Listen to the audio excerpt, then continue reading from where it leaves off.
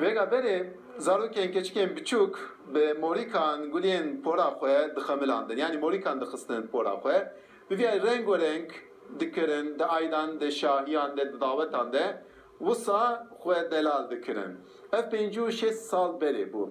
Ev adet ji bîr kirin êdî. Lê midyata Mêrdînê ji ber ku ev kêne neşopî, ev adet dîsa were jiyandin, dîsa di nav zarokan de bela bibe, qursek vekirin.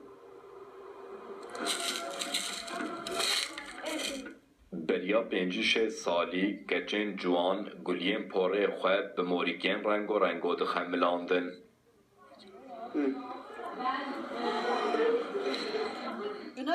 Lêberê ev kevneşopî jî bi demê re hat ji bîr kirin.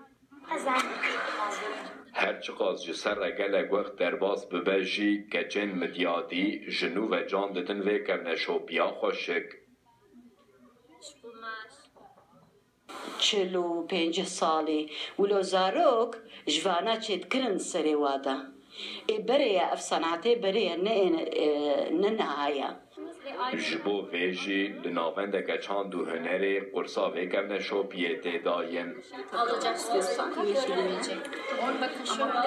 Li vê de em sinat çêtkin, sinatê berê dayikê me got hijmet kirin, pora me neqişandin, her ji bo got çav me venedin, me herk pora me vetkirin. Îro keçikê me jî hatin ser pora wanekê me herk neqişandin.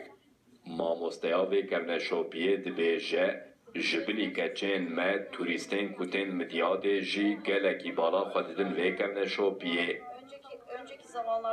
Turistê gotên midyatê zef diecibênin, ji wan turîsta re jî em wilo ser pora wan neqişênin, ser cila wan jî em dineqişênin, qolya ji war çêtkin, lingolîska çêtkin. Agleba me turîstê me niha zef kêfa ji vê neqişê re hat, ser pora wan herka em dineqişênin.